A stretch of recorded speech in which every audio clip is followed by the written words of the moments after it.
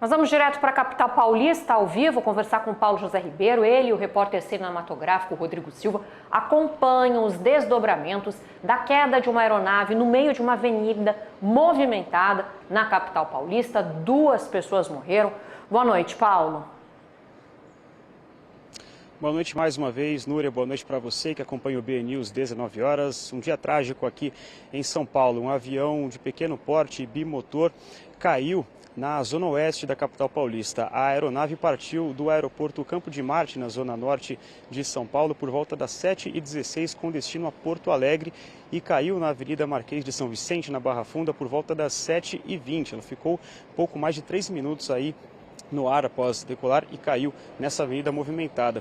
2 pessoas morreram, as 2 pessoas que estavam a bordo do avião. O advogado gaúcho Márcio Carpena e o piloto Gustavo Medeiros. O advogado era o dono dessa aeronave. Eles morreram carbonizados, segundo o Corpo de Bombeiros. A gente tem imagens desse acidente, imagens chocantes, né, do avião caindo. A suspeita é de que o piloto estivesse tentando fazer um pouso de emergência. Segundo a assessoria do aeroporto, a torre de controle perdeu contato com a aeronave minutos após a decolagem. O avião era um modelo King Air e ele explodiu logo após ele se chocar com o solo. O incêndio foi causado pelo vazamento de combustível, segundo a polícia militar.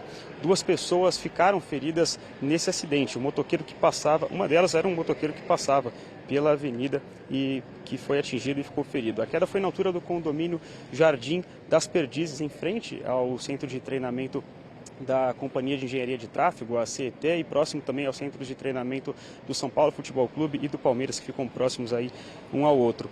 Esse avião atingiu um ônibus que estava parado no local e arrancou árvores e placas de sinalização de trânsito. Esse ônibus estava parado para embarque e desembarque na Praça José Vieira de Carvalho Mesquita, cerca de 5 quilômetros de onde o avião partiu. Ele está a poucos metros daqui de onde a gente está falando.